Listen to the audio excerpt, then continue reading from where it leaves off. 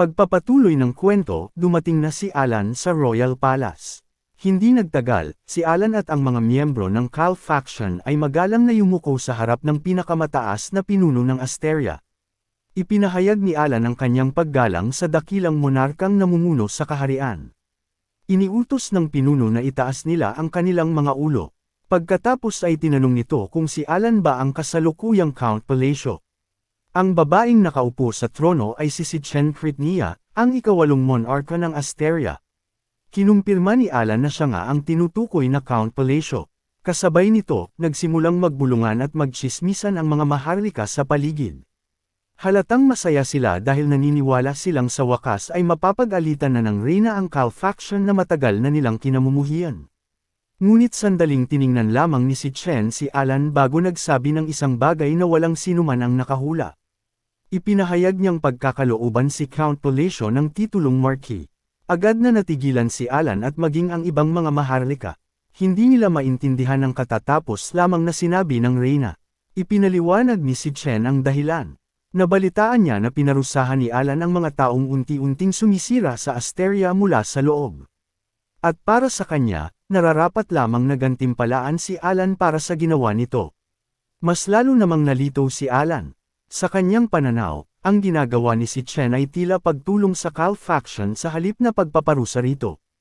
Alam niyang karaniwang walang interes si Chen sa mga usaping pampamahalaan.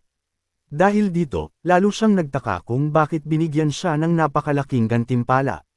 Bukod pa roon, tila wala ni isang tao sa bulwagan ang nag-akalang bigla siyang ipopromote bilang Marquis.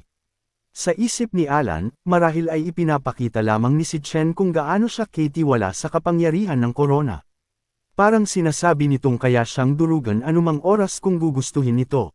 Habang abala pa si Alan sa pag-iisip, dalawang babae sa likuran niya ang nakangiting parang natutuwa sa sitwasyon. Makalipas ang ilang sandali, inutusan ni Chen si Alan na itaas ang kanyang ulo. Dahan-dahan siyang lumapit dito. Pagkatapos ay ginamit niya ang kanyang hintuturo upang bahagyang itaas ang sulok ng labi ni Alan. Tinitigan niya ito ng may ngiting puno ng interes. Sinabi niyang mas mabuting ngumiti si Alan dahil mas kaaya-aya raw itong tingnan kapag nakangiti.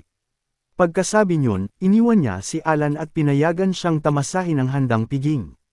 Pagkatapos ay umalis si Chen sa banquet hall. Hindi maalis ni Alan ang kanyang tingin sa papalayong reyna. Lubos pa rin siyang nalilito, lalo na nang maalala ang ngiting ipinakita nito sa kanya. Samantala, tuwang-tuwa naman ang mga tauhan ni Alan matapos marinig ang kanyang promosyon bilang Marquis. Maging sina Kalia at Loria ay humanga. Sa napakaikling panahon, nagawa pa niyang makuha ang pagkilala ng mismong reyna. At higit pa roon, ipinakita pa nito ang ngiti nito sa kanya. Sumang-ayon si Loria, para sa kanya, tunay na kahangahangang tao ang kanilang Marquis. Samantala, sa itaas na palapag ng palasyo, bakas ang pagkainis sa mukha ni Pilboyd habang pinagmamasdan ang tagumpay ni Alan. Paulit-ulit niyang tinatanong sa sarili kung ano ba talaga ang ginawa ng lalaking iyon upang makatanggap ng ganoong kalaking pagkilala. Lumipas ang araw at dumating ang gabi. Ang eksena ay lumipat sa maruming distrito ng kaharian ng Ashutalon. Nagmamadaling naglalakad si Pilboyd habang walang tigil sa pagrereklamo. Pakiramdam niya ay wala nang makapipigil sa kanya ngayon. Kahit na minsan na siyang lumuhad sa harap ni Alan, pinahirapan pa rin siya ng isang buong buwan sa banal na kaharian. Bagamat hindi siya nagdusa ng kasing lala ng sinapit ni Ringgrave, nawala pa rin sa kanya ang lahat ng awtoridad na dati niyang tinatamasa. Matagal na niyang hinihintay ang araw na matatanggap ni Alan ang nararapat na parusa dahil sa pagpapalaki nito sa Cal faction hanggang sa ganitong antas.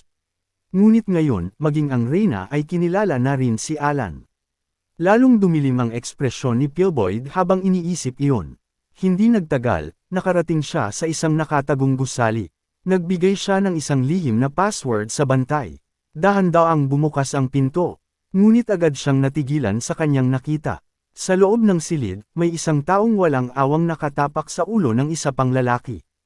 Ang taong iyon ay si Seorang. Katatapos lamang nitong magsagawa ng isang napakalaking pagpatay kamakailan. Siyempre, hindi siya kilala ni Pilboyd. Sa halip, inakala niyang ito ang pinuno ng organisasyon. Tutal, nakarinig na siya noon ng mga tsismis tungkol sa isang malupit na negosyanteng mahilig mag-iwan ng tambak ng mga bangkay sa likuran nito. At ngayon, mas nakakatakot pa ang katotohanan kaysa sa mga narinig niyang kwento. Dahan-daang itinaas ni Sealrang ang kanyang ulo. Puno ng kabaliwan ang kanyang ekspresyon. Tinitigan niya si Pillboyd at tinanong kung sino ito. Walang pag-aalinlangang tinawag siya ni Pillboyd na boss at ipinaliwanag ang kanyang pakay. Nais niyang magpagawa ng isang assassination commission laban kay Palacio. Kahit gaano kalaki ang halaga, handa siyang magbayad. Bahagyang natawa si Sealrang. Pagkatapos ay sinipa niya ang ulong tinatapakan niya papunta kay Pillboyd. Nagpatuloy si Sealrang na parang wala lang at sinabing ang ulong nasa harapan ni Pillboyd ang taong dapat sana'y tumanggap ng komisyon para sa pagpatay. Agad namang namutla si Pillboyd. Wala na siyang sinabi pa. Mabilis siyang tumalikod at nagtatakbong palabas ng silid na parang may humahabol na bangungot.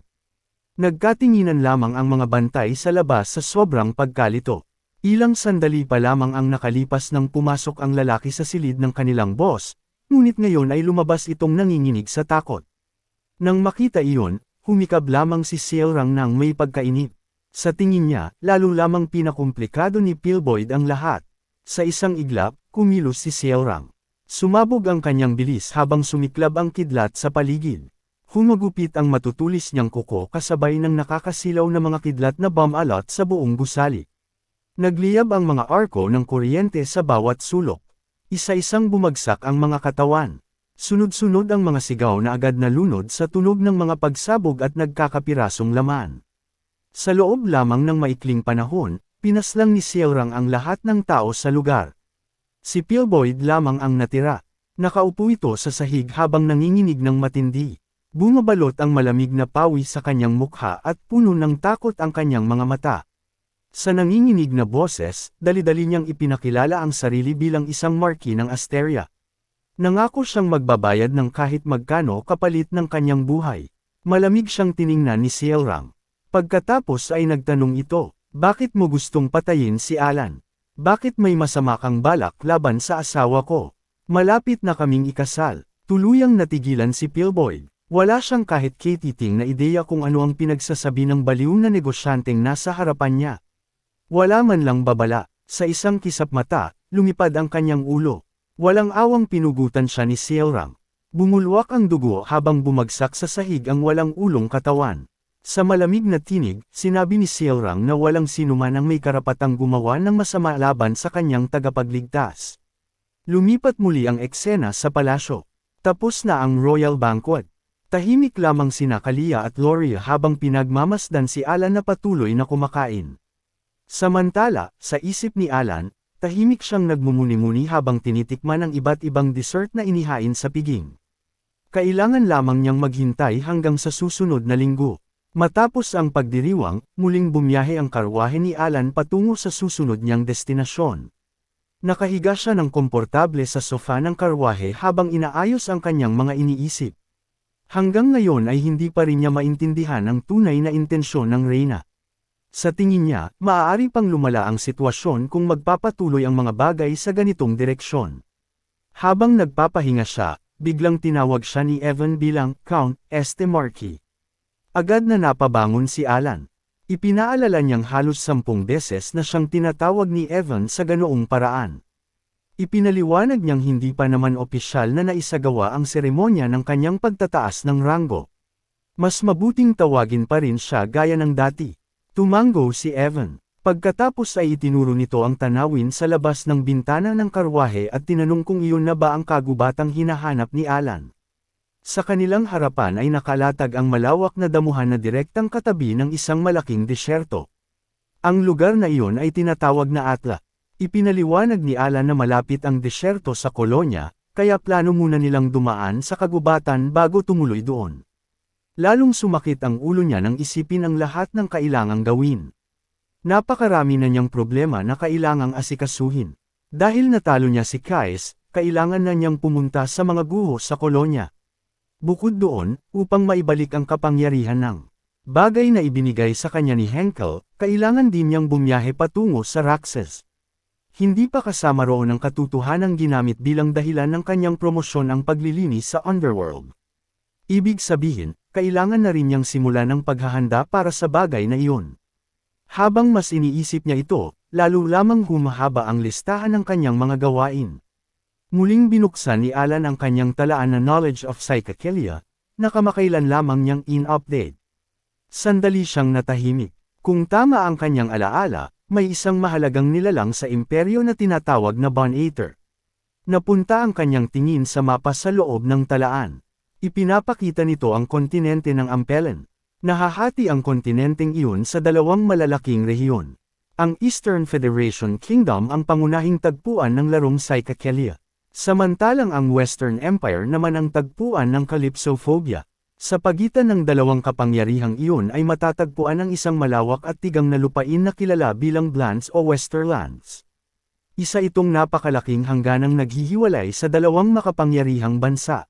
Ipinaliwanag ni Alan na ang dalawang laro ay ginawa ng iisang developer at gumagamit ng parehong mundo at lokasyon. Ngunit dahil mahigpit na pinaghiwalay ang mga pangyayaring nagaganap sa bawat laro, halos walang koneksyon ang mga ito sa isa't isa. Sa katunayan, maaga pa lamang ay tumigil na si Alan sa paglalaro ng Calypsophobia. Dahil dito, limitado lamang ang kanyang kaalaman tungkol sa mga kaganapang nagaganap sa Western Empire. Umaasa siyang ang mga pagbabagong nangyari sa Psychedelia ay hindi magdudulot ng butterfly effect na aabot hanggang sa mundo ng Calypsophobia. Bagamat naniniwala siyang kayang harapin ng pangunahing bida ng imperyo ang anumang problema, mayroon pa ring kaunting pag-aalala sa kanyang isip. Ngunit matapos itong pag-isipan sandali, nagpasya si Alan na isantabi muna ang problemang iyon. Sa halip na mag-alala sa mga bagay na malayo pa, mas mabuting unahin niyang alisin ang pinakamalapit na banta. At ang banta na iyon ay ang The Agents. Hindi nagtagal, bumaba na sina Alan at Evan mula sa kanilang karwahe. Ipinaalam ni Evan na mula sa puntong iyon ay kailangan na nilang maglakad. Nagpatuloy sila hanggang sa makarating sa harap ng isang napakalaking kuweba. Ipinaliwanag ni Alan na kapag nalampasan ang kuweba, kailangan lamang isigaw ng isang player ang tamang password. Kahit alam niya ang buong mekanismo ng lugar, nang makita niya mismo ang lokasyon ng boss ay hindi niya maiwasang kilabutan. Bahagyang nanginig ang kanyang katawan. Alam niyang ang agent na naruroon ay si Spin Splitter, isa sa mga boss na labis na kinamumuhian ng mga manlalaro dahil sa nakakainis nitong antas ng kahirapan. Huminga ng malalim si Alan. Gayunpaman, ipinagpatuloy pa rin niya ang kanyang plano. Hindi nagtagal, nakarating siya sa kailaliman ng kuweba. Sa malakas na boses, tinawag niya ang pangalang Agent Alcamil. Batay sa unang batas, humiling si Alan na tuparin ang isang pangako para sa kanya. Ngunit habang lalo siyang lumalalim sa lugar, natigilan siya sa kanyang nakita. Ang inaasahan niyang lihim na himpilan at boss ay wala roon. Sa halip, isang lugar na naging ganap ng guho ang bumungad sa kanya. Agad na nagulat si Alan. Sa kanyang likuran, marahang hinimas ni Evan ang kanyang leeg habang pinagmamasdan ang paligid. Ganap na wasak ang lugar. Parang bagong tinamaan ng isang napakalaking sakuna. Lumipat ang eksena ilang oras bago ang pangyayaring iyon. Ang lalaking iyon ay si Alcamil, ang pinuno ng samahan ng mga mamamatay tao na kilala bilang The Agents, isang organisasyong binubuo ng mga elite assassin. Mula sa mataas na lugar, mayabang niyang tinitingnan ang nasa ibaba. Tinanong niya kung ang babaeng nasa kanyang harapan ay dumating upang patayin siya. Ang babaeng iyon ay si Yusha. Matalim ang kanyang titig. Hindi man lamang siya natinag. Nina si Alcamil nang makita ang reaksyong iyon. Sa kanyang palagay, dahil sa mahabang panahon ng pagtatago habang hinihintay ang kagustuhan ng Seeker, nagsimula ng maliitin siya ng mga tao. Para sa kanya, napakasobra ng lakas ng loob ni Yusha. Sa loob ng 300 taon, ang taong kilala bilang tagapagdala ng pagkawasak at pagpatay ay nakapagpugot na ng hindi mabilang na mga tanyag na mandirigma. Dahan-dahan niyang hinugot ang kanyang espada. Matapos ang napakahabang panahon, sa wakas ay nakatagpo rin siya ng kaunting aliw. Biglang sumugod si Alcamil. Kasabay nito, pinakawalan ni Yusha ang kanyang kapangyarihan. Isang napakadilim na enerhiya ang bumuhos palabas at agad na nilamon ang buong silid. Biglang dumilim ang paligid. Nang inig ang mga pader at sahig bago nagsimulang gumuho. Ngunit sa mismong sandaling iyon, biglang natigil si Alcamil. Nagyelo ang kanyang katawan. Nahulog pa mula sa kanyang kamay ang espada. Dahan-dahan niyang itinaas ang kanyang ulo. Nanlaki ang kanyang mga mata. May isang basang likidong damaloy mula sa itaas. Tumulo ito sa kanyang mukha bago tuluyang bumalot sa kanyang paningin. Unti-unting nakulong ang kanyang isip sa iisang bagay na paulit-ulit na bumabalik. Takot, kawalan ng pag-asa, kawalan ng kakayahan, paulit-ulit na, umiikot ang mga damdaming iyon sa kanyang isipan. Muli, at muli, at muli, parang may puwersang pinipilit siyang maranasan ang parehong takot ng walang katapusan. Ganap na din amina ni Yusha ang laban. Wala siyang ipinakitang kahit katiting na takot. Para sa kanya, ang pagtatangkang sakta ng taong iyon ay isang napakalaking kasalanan. At ang malalaking kasalanan ay nararapat lamang hatulan. Biglang sumugod ang isang napakadilim na itim na tentacle patungo kay Alcamael. Binalot nito ang kanyang buong katawan. Agad na umalangaw ang kanyang sigaw ng takot. Walang awa siyang kinaladkad. Puno ng walang hanggang sindek ang kanyang mukha. Unti-unting napunit ang kanyang katawan habang nilalamon siya ng desperasyon. Sumabog ang dugo sa lahat ng direksyon. Patuloy ang kanyang nakakatakot na pag-iyak hanggang sa dahan-dahan itong tuluyang naglaho. Walang emosyon na tiningnan ni Yusha ang mga labi ng lalaki. Sa kanyang palagay, napakadali ng naging kamatayan nito. At iyon ay nakapanghihinayang. Pagkatapos ay sinabi ni Yusha na dapat pangang magpasalamat ang lalaking iyon sa kanya. Matapos iyon, binuksan niya ang liham na natanggap niya mula sa kanya. Sa liham, sinabi niyang masaya siya na ligtas si Yusha. Malaki ang posibilidad na kailangan pa niyang bumisita muli sa mga guho kasama si Seorang. Nang mabasa ni Yusha ang laman ng liham, dahan-daang lumitaw ang isang ngiti sa kanyang mga labi. Nagpasya siyang magsimula na rin kumilos. Lalong lumalim ang kanyang ngiti, puno ng kasiyahan at kaligayahang halos hindi na niya maitago. Ipinaliwanag ng tagapagsalaysay na ang The Agents, ang organisasyong matagal na naghari sa ilalim ng mundo mula sa mga anino, ay tuluyan ng nilamon ng mga aninong iyon. Lumipat muli ang eksena sa kasalukuyan. Patuloy na nagmamasid si Evan sa paligid habang litong-lito. Iniisip niya kung ano ba talaga ang hinahanap ni Alan sa isang lugar na tulad nito. Saan man siya tumingin, mga guho lamang ang kanyang nakikita. Maging si Alan ay umaming hindi niya alam kung ano ang tunay na nangyari sa lugar na iyon. Tumango lamang si Evan. Gayunpaman, para sa kanya, kahanga-hanga pa rin ang isang lihim na himpilang itinayo sa loob ng isang kuweba.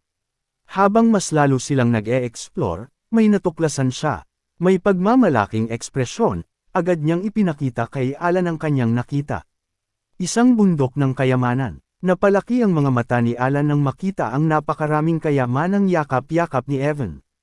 Karaniwan, ang lahat ng bagay sa ganitong uri ng lugar ay sakop ng eksklusibong ownership magic. Ibig sabihin, imposibleng basta-basta ito mahawakan o makuha ng ibang tao. Ngunit makalipas lamang ang ilang sandali, si Evan mismo ang kinabahan. Nagsimula siyang maghinala na baka katulad ito ng mga sinaunang labyrinth na puno ng patibong, at ang pagkuha ng kayamanan ng walang pag-iingat ay maaaring mag-trigger ng isang mapanganib na mekanismo. Nag-isip sandali si Alan. Sa kanyang palagay, kung buhay pa ang may-ari ng lugar na ito, imposibleng makuha ng ganoon kadali ang mga kayamanang naroon.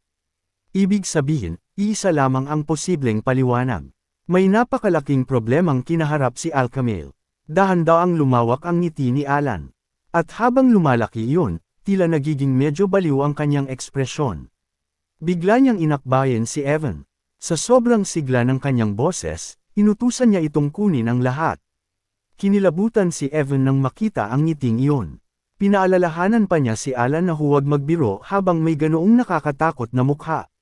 Ngunit nanatili ang baliw ng ngiti ni Alan. Partikular niyang inutusan si Evan na tipunin ang lahat ng potion at mahahalagang bagay. Lahat. Walang dapat maiwan kahit isa. Sa huli, matagumpay nilang naipon ang buong kayamanan at naisakay ito sa karwahe. Habang pinagmamasdan ng kanilang nakulimbat, napatanong si Alan sa sarili. Tumutubo ba ang pera sa puno? Siyempre hindi. Ang tamang sagot ay, tumitubo ang pera sa mga guho. Nang maisip ang biglaang swerteng bumagsak sa kanyang kondangan, napatawa siya ng malakas. Para sa kanya, ito ang tunay na kahulugan ng jackpot. Matapos biglaang yumaman kasabay ng pagdami ng kanyang mga alalahanin, dumating si Alan sa kanyang susunod na destinasyon. Doon ay muli niyang nakatagpo si Seorang. Sa mismong sandaling makita siya nito, agad siyang niyakap ng mahigpit ni Seorang nang walang anumang pag-aalinlangan. Wala nang nagawa si Alan kundi tanggapin ang masiglang pagsalubong. Hindi nagtagal, nagtungo sila sa mga guho sa ilalim ng proteksyon ng Tribong Golden Mane. Dumaan ang kanilang karwahe sa malawak na disyerto habang pinalilibutan sila ng mga bantay mula sa lahat ng direksyon. Sa gitna ng biyahe, biglang nagtanong si Seorang kung maaari ba siyang humingi ng pabor kay Alan. Sumagot si Alan na hanggat nasa loob ito ng kanyang kakayahan, susubukan niyang tuparin ang anumang kahilingan. Pagkarinig niyon, tumingin si Seorang sa labas ng bintana at may iniutos sa isa sa kanyang mga tauhan. Habang pinagmamasdan iyon, napansin ni Alan na mas naging maalaga na si Seorang sa mga tao sa kanyang paligid. Sa tingin niya, malaki ang naging epekto ng nakaraang pagtataksil sa kanya. Marahil iyon ang dahilan kung bakit mas pinahahalagahan na nito ngayon ang mga miyembro ng kanyang tribo. Nang maisip iyon, naramdaman ni Alan na kailangan niyang tretuhin si Seorang ng mas mabuti upang hindi na lumalim pa ang sugat na iniwan ng nakaraan. Biglang inilapit ni Seorang ang isang dokumento sa kanya. Humiling ito ng kanyang pirma. Natural na nalito si Alan sa biglaang kahilingang iyon. Sinubukan niyang basahin ang dokumento. Ngunit ang unang nakakuha ng kanyang pansin ay ang ibabang bahagi nito. May nakasulat doon na, "Witness." Dahil dito, inakala niyang marahil ay gusto lamang ni Seorang na maging saksi o taga-garantiya siya. Habang nakangiti ng maliwanag, hiniling ni Seorang na pirmahan agad ni Alan ang itaas na bahagi ng dokumento. Dahil sa kanyang pag-uusisa, inilipat ni Alan ang kanyang tingin sa itaas. At sa mismong sandaling mabasa niya iyon. Tuluyan siyang natigilan. Isa pala itong marriage certificate. Biglang nablangko ang kanyang isip. Samantala, nanatiling nakangiti si Seorang nang may buong pagmamahal. Casual nitong iniabot ang isang panulat kay Alan. Pagkatapos ay masaya nitong sinabi, "Bilasan mo na at pirmahan mo."